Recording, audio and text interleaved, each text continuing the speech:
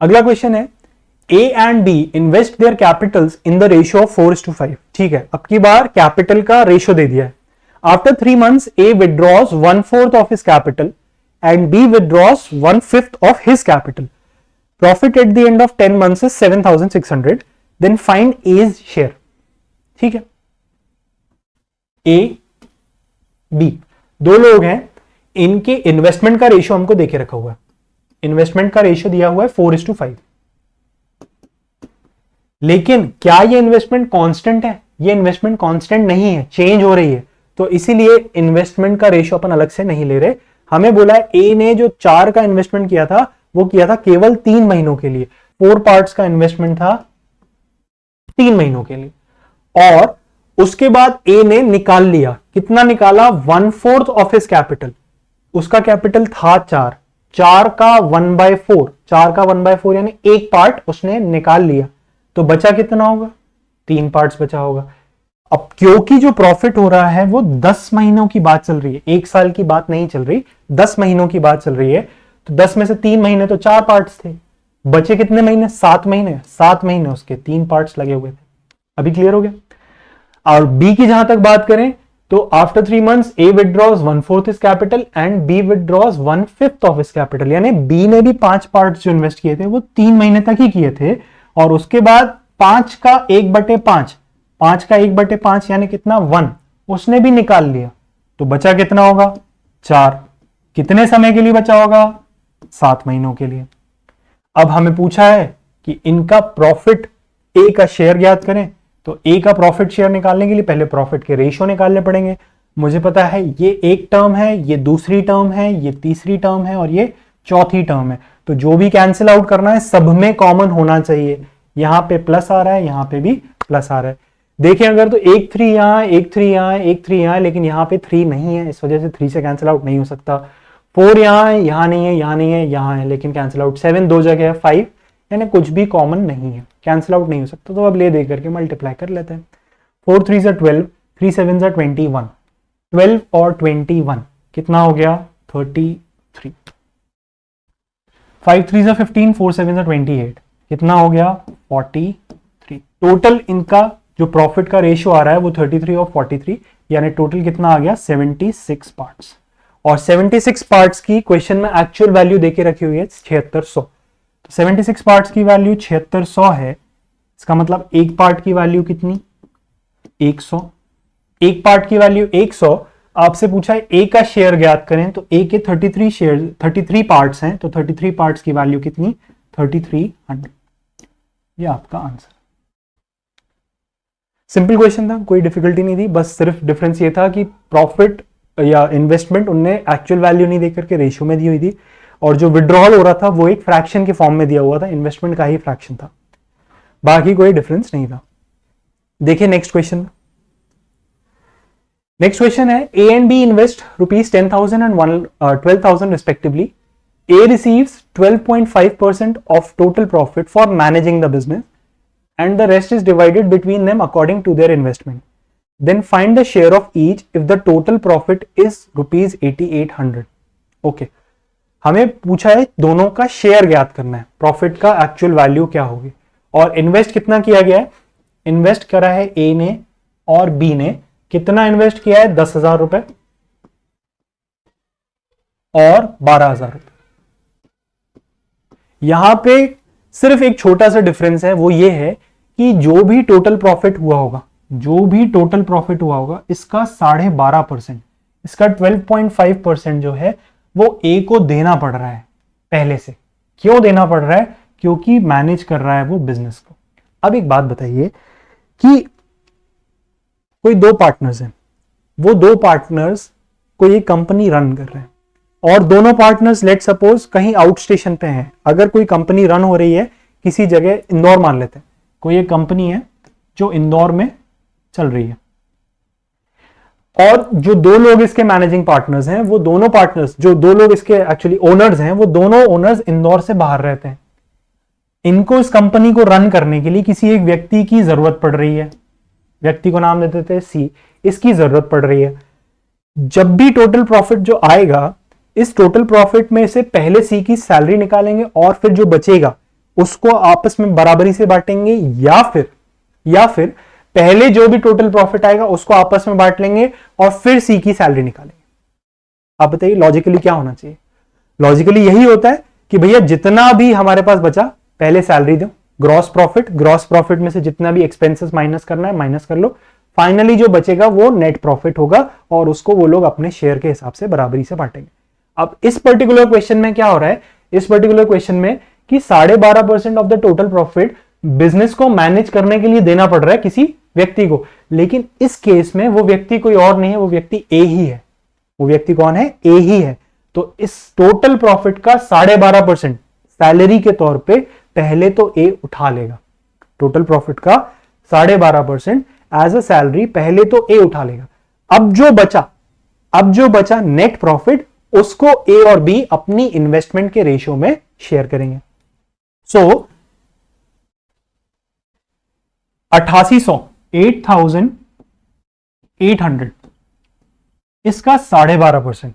अब जब हमने इस पूरे सिलेबस को स्टार्ट किया था तो ओरिएंटेशन में मैंने आपको बताया था कि हमें परसेंटेज वैल्यूज और उनकी करस्पॉन्डिंग फ्रैक्शनल वैल्यूज याद करनी पड़ेंगी।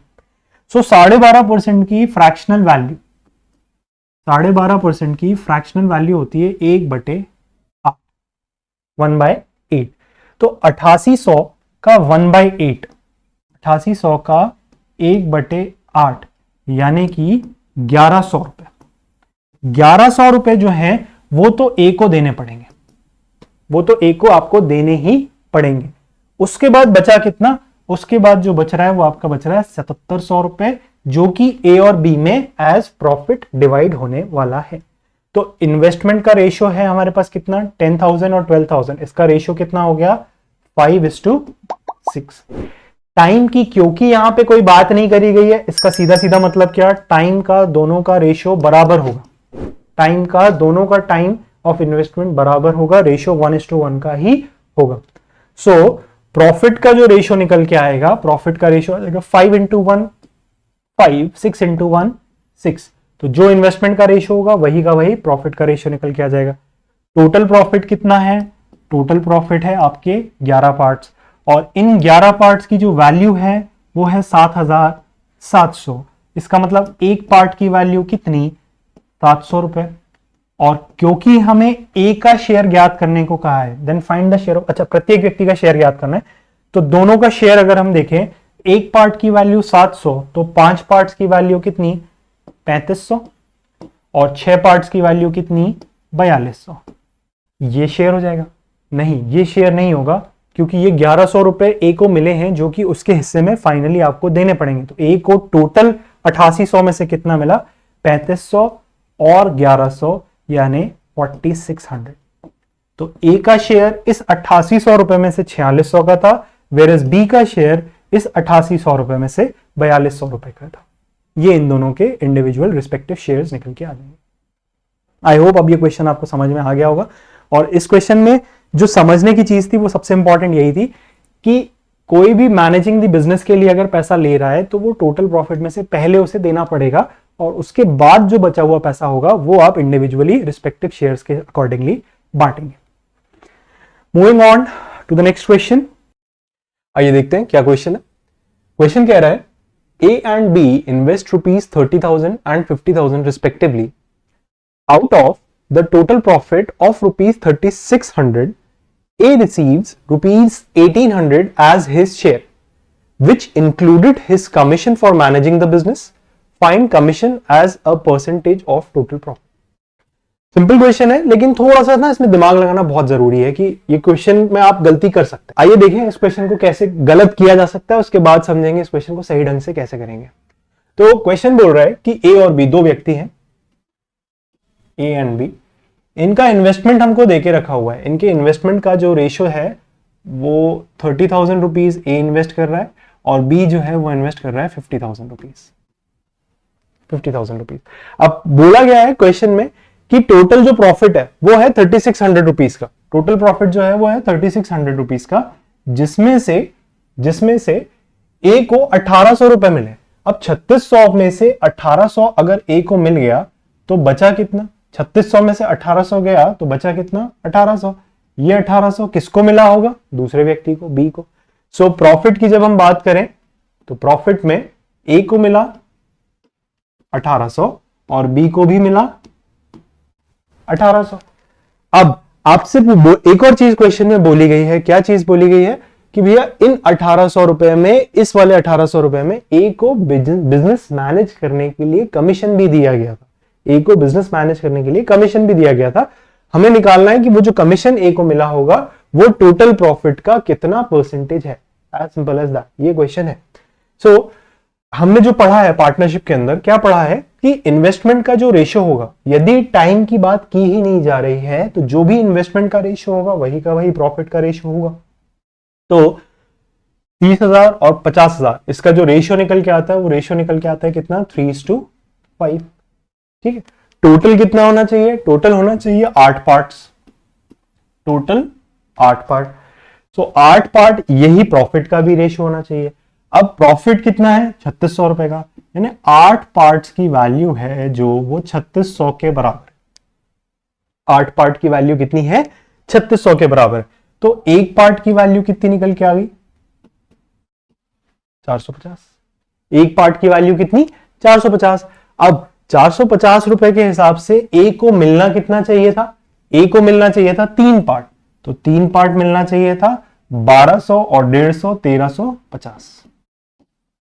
इतना ए को मिलना चाहिए था। करेक्ट। अब 1800 में से 1350 तो उसको प्रॉफिट की वजह से मिलना चाहिए था। एक्स्ट्रा कितना मिला है उसको? एक्स्ट्रा मिल गया भाई साहब उसको 450 रुपए एक्स्ट्रा मिल गया।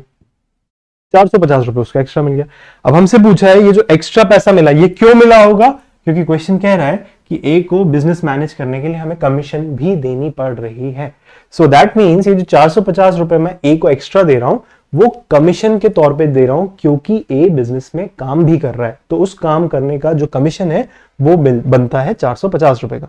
अब पूछा है फाइनली क्वेश्चन में कि जो कमीशन है वो टोटल प्रॉफिट का कितना परसेंट है। टोटल प्रॉफिट कितना है? 3600। तो ये 450 डिवाइडेड बाय 3600, तो इसकी वैल्यू कितनी निकल के आ रही है? इसकी वैल्यू निकल के आ रही है 1/8 विच इज इक्वल्स टू 12.5%, 12.5%। यकीन मानिए एग्जाम के अंदर यही सबसे पहला ऑप्शन आपको मिलेगा एंड मोस्ट ऑफ यू इसी तरीके से इसको सॉल्व करके आगे चले जाएंगे। आपको यही सही जवाब लगेगा और आप लोग आगे चले जाएंगे। बट यहां पे हम लोग क्या गलती कर रहे हैं? वो गलती हम लोगों ने पिछली क्लास में ऑलरेडी डिस्कस करी थी, पिछली बार ऑलरेडी देखा हुआ था। वो गलती ये थी, मैंने आपको बताया था जब भी कभी कोई व्यक्ति बिजनेस को मैनेज कर रहा है, इसका मतलब जो भी टोटल प्रॉफिट होने वाला है, जो भी टोटल ग्रॉस प्रॉफिट होगा, उसमें से जितनी सैलरियां मुझे देनी है, जितनी कमीशंस मुझे देनी है, वो सब मैं दे दूंगा। उसके बाद जो प्रॉफिट बचता है वो कहते हैं नेट प्रॉफिट, और उस प्रॉफिट को लोग अपनी इन्वेस्टमेंट के रेशियो में डिवाइड करते हैं। यानी कि ये जो 3600 रुपए था, इस 3600 रुपए में से पहले ए को कमीशन दे दी गई होगी, उसके बाद जो पैसा बचा होगा उसको 3:5 के रेशियो में डिवाइड करना था। उसके बाद जो पैसा बचा होगा उसको 3:5 के रेशियो में डिवाइड करना था, ना कि टोटल 3600 को 3:5 यानी 8 पार्ट्स में डिवाइड करना था।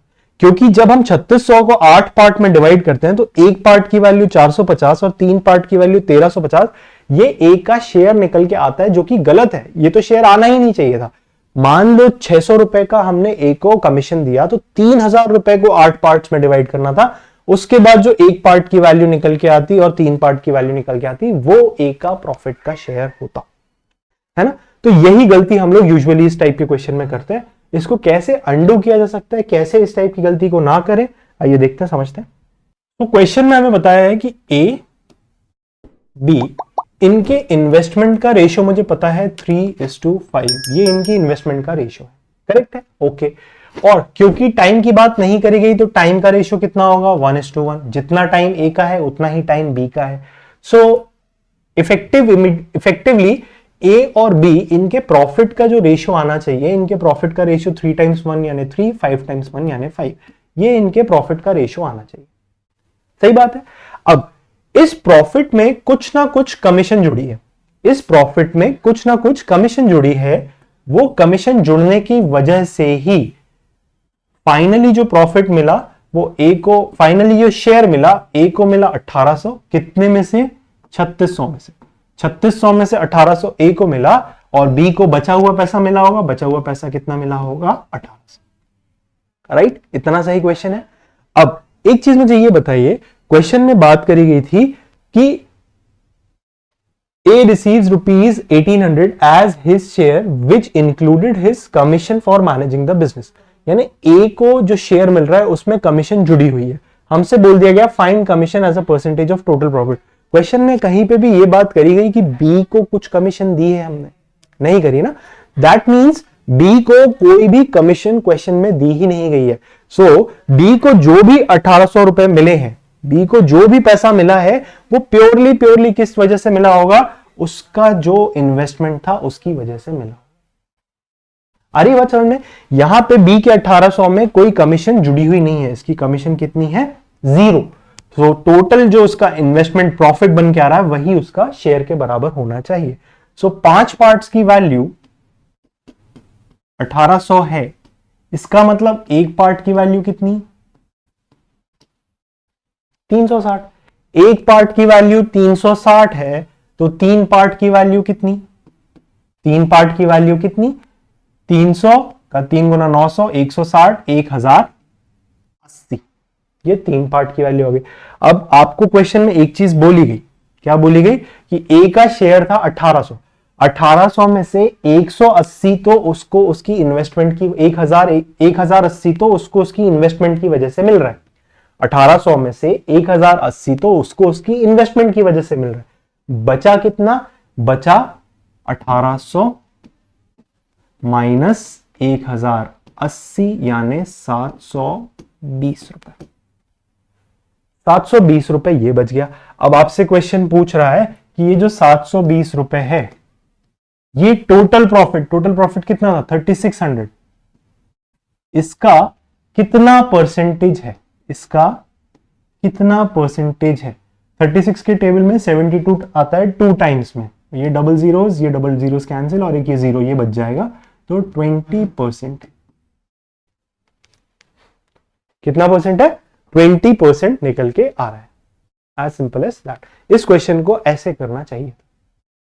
एक तरीका और सही तरीका इस क्वेश्चन को करने का ये था। बट एज यूजुअल हमने रेशो सीखा, रेशो पढ़ा, रेशो पे बहुत ज्यादा स्ट्रेस दिया कि भाई हमारा पूरा का पूरा जो सिलेबस है वो रेशो पे ही बेस्ड रहेगा। क्यों? क्योंकि एग्जाम का पैटर्न ही ऐसा है कि ज्यादातर क्वेश्चंस जो है वो रेशो से ही सॉल्व हो सकते हैं। सो इतना हमने रेशो सीखा है तो कहीं ना कहीं उसका यूसेज भी हमें समझना पड़ेगा कि ऐसे क्वेश्चंस को, ऐसे ट्रिकी क्वेश्चंस को हम रेशियो से कैसे सॉल्व कर सकते हैं। आइए देखें इस क्वेश्चन को रेशियो से कैसे सॉल्व कर सकते हैं। देखो क्वेश्चन में रेशियोज की यूजेज है कि नहीं है वो चीज आपको समझ में आ सकती है जब भी क्वेश्चन में फाइनल जो आंसर आपसे पूछा गया है वो या तो रेशियो या परसेंटेज के फॉर्म में पूछा गया है। आपसे बोला गया है कि find commission as a percentage of total profit, यानी कि बिजनेस में जो भी कमीशन मिला, जितना भी रुपए का कमीशन था, मुझे नहीं पता कितने रुपए का कमीशन था, जितने भी रुपए का कमीशन था वो पूरे के पूरे बिजनेस का कितना परसेंट था, पूरे के पूरे प्रॉफिट का कितना परसेंट था। परसेंटेज की टर्म्स में आंसर पूछा है। जब परसेंटेज की टर्म्स में आंसर पूछा है तो क्या जरूरी है कि मैं ये निकालूं कमीशन मैंने दिया कितना? ये निकालना तो जरूरी है ही नहीं, क्योंकि हमसे आंसर पूछा गया है कि परसेंटेज की टर्म्स में निकाल लो।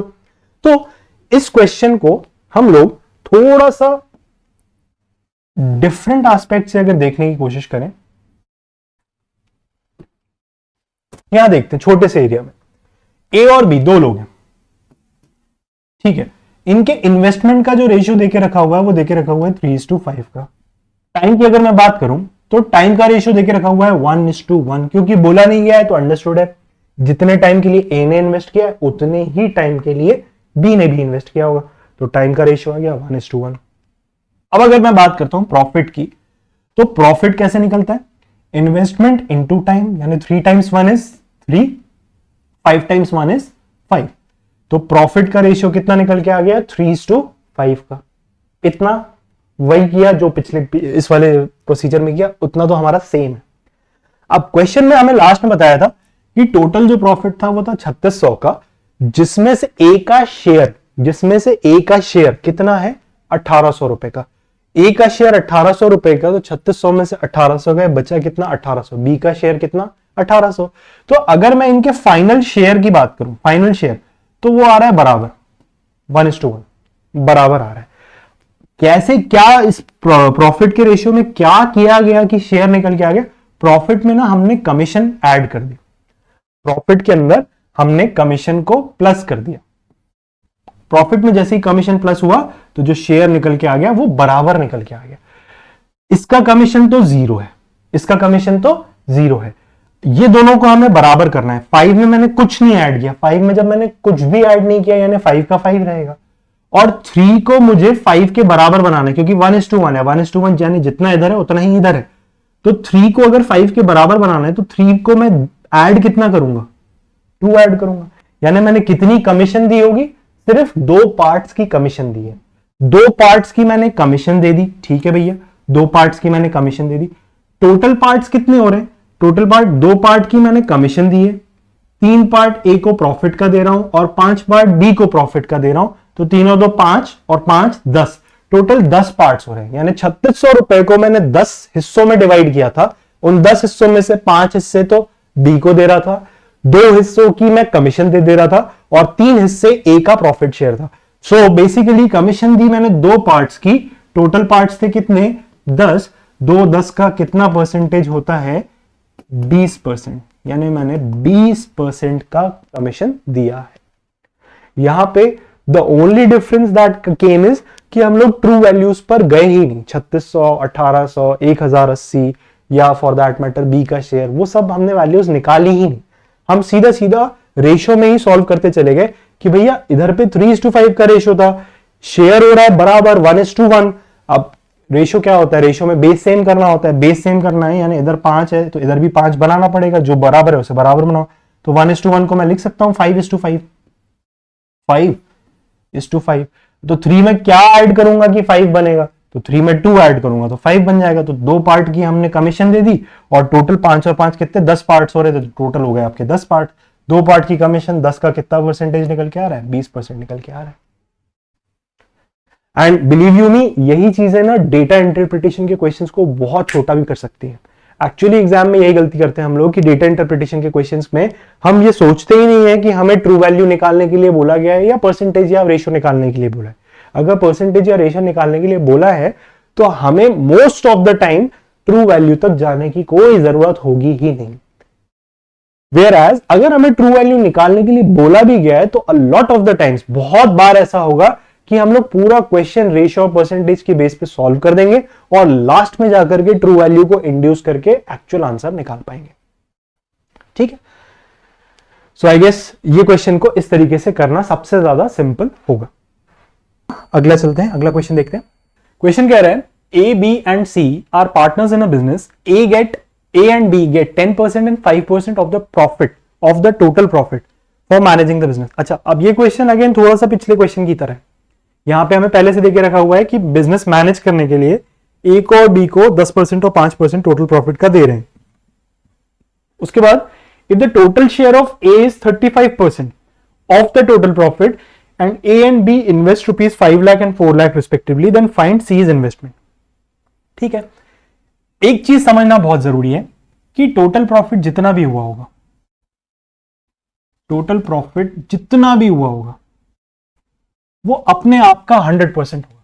कोई भी वैल्यू दुनिया में, ये चीज, ये कॉन्सेप्ट सबसे इंपॉर्टेंट है परसेंटेज का, कोई भी वैल्यू अपने आप का हमेशा 100% होती है।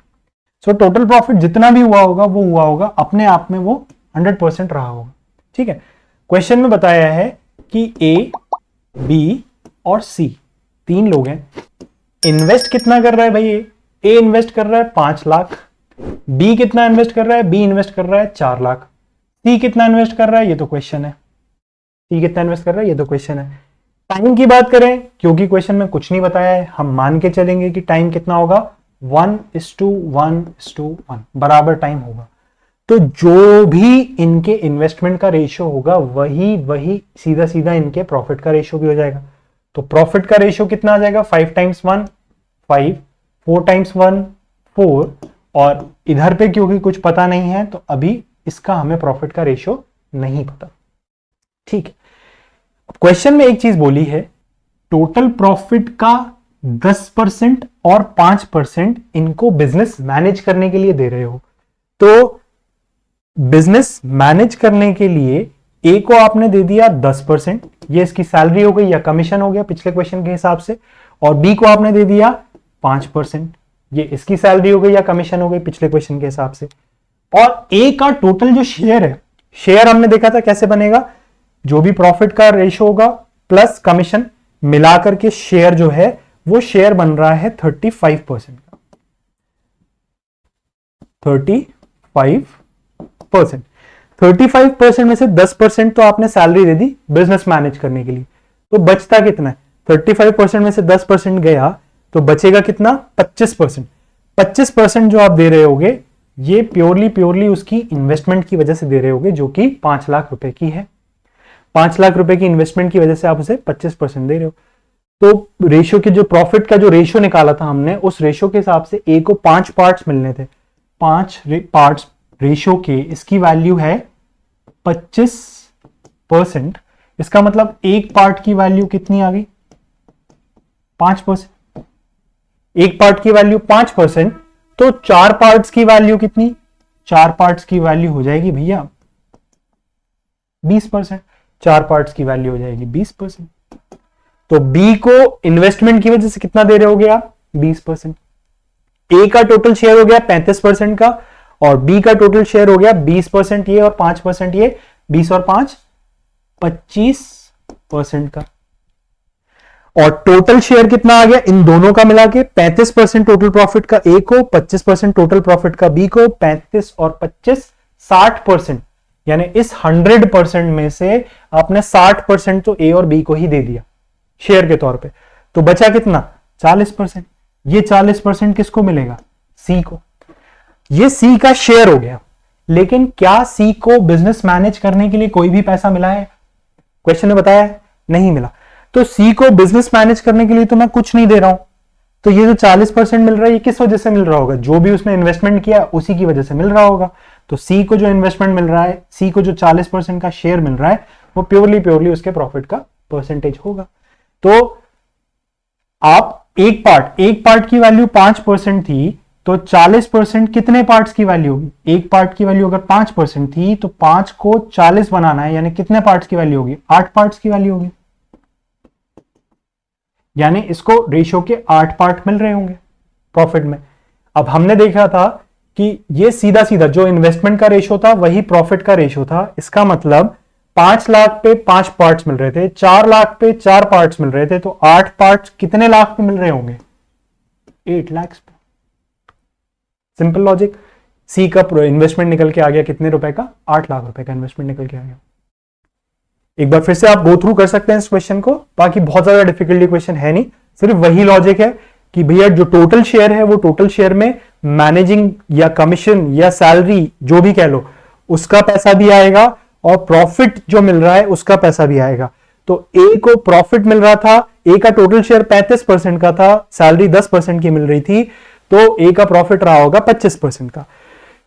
25% क्यों मिल रहा था? 5 लाख पे 25% मिल रहा था, यानी एक पार्ट की वैल्यू हो गई कितनी? 5%। तो बी को 4 पार्ट्स के हिसाब से कितना? 20% मिलना चाहिए था, और 20% मिलना चाहिए था, और 5% की उसकी थी कमीशन, तो 5% ये और 20% ये, यानी 25% हो गया बी का शेयर। टोटल प्रॉफिट 100% का था, इसमें से 35 और 25 60% ये हो गया, बचा कितना? 40%। ये 40% सी को सिर्फ और सिर्फ उसकी इन्वेस्टमेंट की वजह से मिल रहा था, कोई मैनेजिंग के लिए उसका शेयर नहीं था, या कोई कमीशन नहीं थी, कोई सैलरी नहीं थी। तो 40% का प्रॉफिट मिल रहा है, 4 पार्ट्स की वजह से 20% था, या एक पार्ट की वजह से 5% था, तो 40% 8 पार्ट्स की वजह से रहा होगा। आई होप अब ये क्वेश्चन आप सबको क्लियर होगा। Moving on to the next question. अगला क्वेश्चन है, A, B and C are partners in a business. A receives 2/7 of the total profit and the rest of the profit is divided between B and C equally. A's income is increased by rupees 300 when the profit rises from 13% to 18%. Then find the capital invested by all of them. इनके द्वारा invest किया गया capital ज्ञात करें। ये question बहुत interesting question है, क्योंकि इसमें ना परसेंटेज के कुछ इंपॉर्टेंट कॉन्सेप्ट्स लगेंगे, तो पहले अपन सीधा उन कॉन्सेप्ट्स पे ही बात करते हैं। यहां पे जो चीज मैंने अंडरलाइन करी है, प्रॉफिट राइजेस फ्रॉम 13% टू 18%, इसका मतलब क्या है? इसका मतलब क्या होगा आपके हिसाब से? भाई मैंने कोई बिजनेस स्टार्ट किया, मैंने उसमें 1000 रुपए लगाए, मुझे प्रॉफिट हुआ 230 रुपए का, मुझे प्रॉफिट हुआ 230 रुपए, तो मेरा प्रॉफिट परसेंटेज कितना है? मेरा प्रॉफिट परसेंटेज कितना है कैसे निकालेंगे? Profit divided by total investment multiplied by 100, यही करते हैं। प्रॉफिट परसेंटेज कितना निकल के आ रहा है? Profit percentage is equal to, ये तीन जीरोस कैंसिल, यानी 23% का प्रॉफिट परसेंटेज निकल के आ रहा है, राइट? ये मैथमेटिकली तो 23% है, लेकिन अंडरस्टैंडिंग वाइज ये क्या है? 23% किस चीज का? टोटल इन्वेस्टमेंट का। टोटल इन्वेस्टमेंट का 23% हमारे प्रॉफिट के बराबर। तो क्वेश्चन में भी यहां पे बताया गया है कि पहले प्रॉफिट था 13%, यानी जितना भी इन्वेस्टमेंट रहा होगा, मुझे नहीं पता कितना इन्वेस्टमेंट है, जितना भी इन्वेस्टमेंट रहा होगा उस इन्वेस्टमेंट का 13% मुझे पहले मिल रहा था। बाद में कितना मिला? बाद में जितना भी इन्वेस्टमेंट था उस इन्वेस्टमेंट का 18% प्रॉफिट मिलने लगा। क्यों हुआ ऐसा? क्यों? क्योंकि ए की जो इनकम थी वो बढ़ गई, कितने से? 300 रुपए से। अच्छा, इनकम यानी ए का शेयर, ए का शेयर जो था वो 300 रुपए से बढ़ गया। तो 300 रुपए से ए का शेयर बढ़ा, और इधर पे प्रॉफिट राइजेस फ्रॉम 13% टू 18%। इसका मतलब क्या है? भाई बिजनेस में 3 लोग हैं, ए बी सी। मुझे नहीं पता, ए को मान लेते हैं पहले 600 रुपए मिल रहे होंगे, बाद में 300 रुपए बढ़ गए, तो बाद में ए को मिल रहे थे 900 रुपए। सो यहां पे तो इंक्रीमेंट किसका हुआ? सिर्फ और सिर्फ ए के प्रॉफिट का इंक्रीमेंट हुआ। लेकिन जब मैं इधर परसेंटेज की बात कर रहा हूं तो मैं कह रहा हूं 13% टोटल प्रॉफिट का और 18% भी टोटल प्रॉफिट का, मैं वही चीज कह रहा हूं ना। और यहां पे इंक्रीज किसका हो रहा है? सिर्फ ए का शेयर। तो इसको कैसे कोरिलेट किया जाए? इसका कोरिलेशन हम लोग परसेंटेज के चैप्टर में बहुत डिटेल में देखेंगे। अभी बस मैं आपको सिर्फ इतना बता देता हूं कि किसी बिजनेस में अगर 23% प्रॉफिट हो रहा है, किसी बिजनेस में अगर 23% प्रॉफिट हो रहा है, इसका मतलब ये जो भी 1000 रुपए है इसका 23% का प्रॉफिट हो रहा है। लेकिन इसका एक और मतलब होता है कि इस 1000 रुपए को इन्वेस्ट करने वाला ए बी सी डी 4 लोगों ने मान लो मिलकर के इसको इन्वेस्ट किया था। इसने लगाए थे 100 रुपए, इसने लगाए थे 200 रुपए, इसने लगाए थे 300 रुपए, और इसने लगाए थे 400 रुपए। 400, 300, 700, 300, 1000 रुपए बैठ रहा है। तो इसने 100 रुपए लगाया, इसने 200 रुपए लगाया, इसने 300 रुपए लगाया, इसने 400 रुपए लगाया, कितना भी लगाया मुझे फर्क नहीं पड़ा, टोटल पे 23% का प्रॉफिट हुआ। परसेंटेज का कॉन्सेप्ट कहता है कि यदि टोटल पे इतने परसेंट का प्रॉफिट हो रहा है, इसका सीधा सीधा मतलब कि इसको भी 23% मिल रहा होगा इसकी इन्वेस्टमेंट का, इसको भी 23% मिल रहा होगा इसकी इन्वेस्टमेंट का, इसको भी 23% मिल रहा होगा इसकी इन्वेस्टमेंट का, और इसको भी 23% मिल रहा होगा इसकी इन्वेस्टमेंट।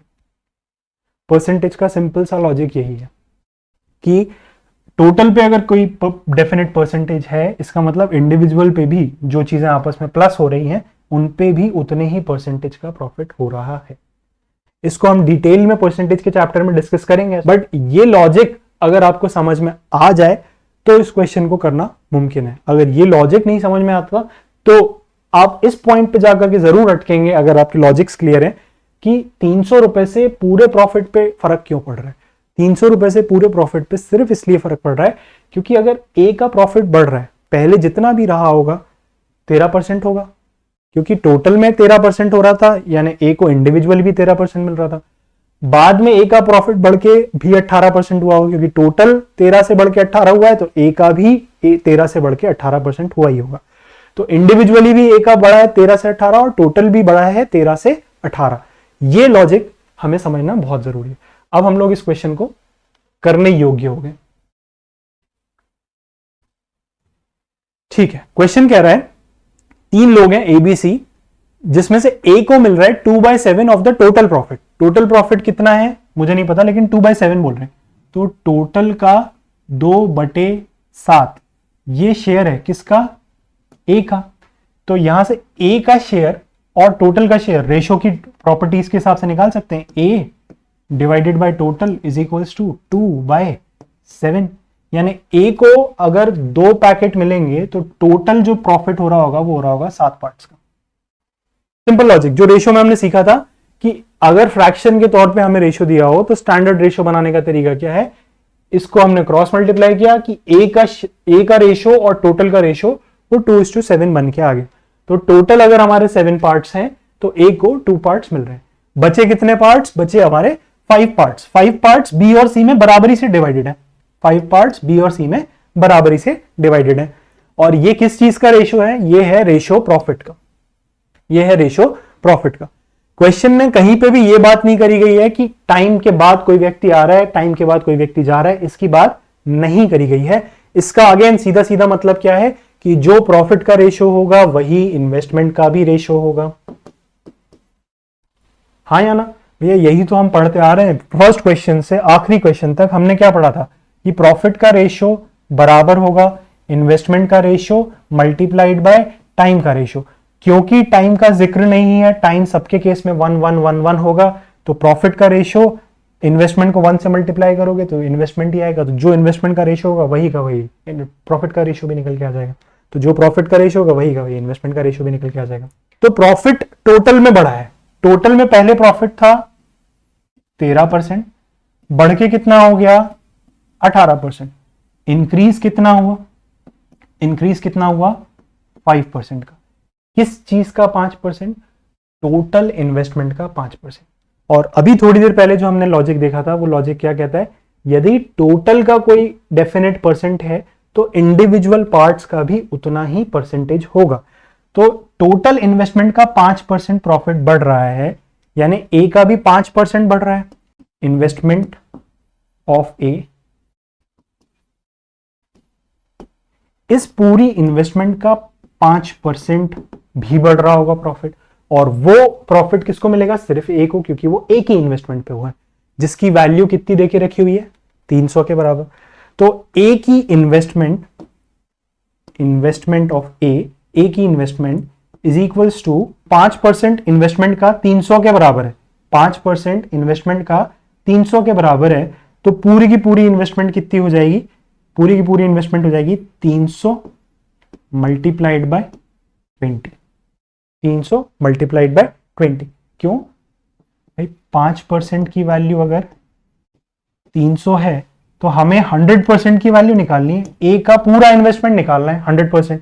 वो 100% कैसे निकालेंगे भाई? 5% की या तो फ्रैक्शनल वैल्यू ले लो, या 5 को 100 बनाना है तो 20 से मल्टीप्लाई करना पड़ेगा। 20 से इसको भी मल्टीप्लाई कर दिया तो 300 इंटू 20, इन्वेस्टमेंट ऑफ ए निकल के आ गई हमारी कितनी? 6000। इन्वेस्टमेंट ऑफ ए जैसे ही 6000 निकल के आई, यानी ये 2 पार्ट्स, इन 2 पार्ट्स की वैल्यू 6000 रुपए निकल के आ गई।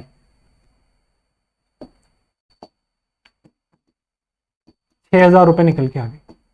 और हमें क्वेश्चन में पूछा है टोटल इन्वेस्टेड कैपिटल, तीनों के द्वारा मिलाया गया टोटल इन्वेस्टेड कैपिटल जो कि होगा 7 पार्ट्स, इसकी वैल्यू ज्ञात करिए। ए का इन्वेस्टमेंट था 2 पार्ट, 2 पार्ट की वैल्यू थी 6000, तो एक पार्ट की वैल्यू कितनी? 3000। हमें 7 पार्ट्स की वैल्यू पूछी है तो 7 पार्ट्स की वैल्यू कितनी? 21,000। टोटल इन्वेस्टमेंट आ गया 21,000 का। एक बार मैं इस क्वेश्चन को फिर से आपको बता देता हूं। क्वेश्चन कह रहा था 3 लोग हैं, एबीसी पार्टनर्स हैं, ए को मिल रहा है 2/7 of the total profit and the rest of the profit divide हो रहा है इक्वली। ठीक है, ए की इनकम बढ़ रही है 300 रुपए, टोटल प्रॉफिट 13% से बढ़ के हो रहा है 18%। हमें टोटल इन्वेस्टमेंट बताना है। परसेंटेज का कॉन्सेप्ट कहता है कि यदि टोटल प्रॉफिट 13% से बढ़ के 18% हो रहा है, इसका सीधा सीधा मतलब है कि टोटल का पहले 13% था प्रॉफिट, अब टोटल का 18% है प्रॉफिट, यानी टोटल इन्वेस्टमेंट का 5% बढ़ा है। परसेंटेज का कॉन्सेप्ट कहता है कि यदि टोटल पे 5% बढ़ा है, इसका मतलब ए का जो इन्वेस्टमेंट था उस पे भी 5% बढ़ गया, बी का जो इन्वेस्टमेंट था उस पे भी 5% बढ़ गया, और सी का जो इन्वेस्टमेंट था उस पे भी 5% बढ़ गया। ए का इन्वेस्टमेंट पे 5% बढ़ा जिसकी वैल्यू थी 300 रुपए, तो ए का इन्वेस्टमेंट कितना होगा? 100% की वैल्यू निकालनी है। 5% की वैल्यू 300 है, 5 को 100 बनाना है, यानी 20 से मल्टीप्लाई किया तो 100% की वैल्यू कितनी निकल के आ गई? 6000 रुपीज। ये आ गई 6000, जो कि क्या निकल के आया? ए का इन्वेस्टमेंट। दो पार्ट्स की वैल्यू 100%, दो पार्ट्स की वैल्यू 6,000 रुपए के बराबर थी। हमारा टोटल प्रॉफिट था 7 पार्ट्स का, तो एक पार्ट की वैल्यू 3,000, 7 पार्ट्स की वैल्यू 21,000। Moving on,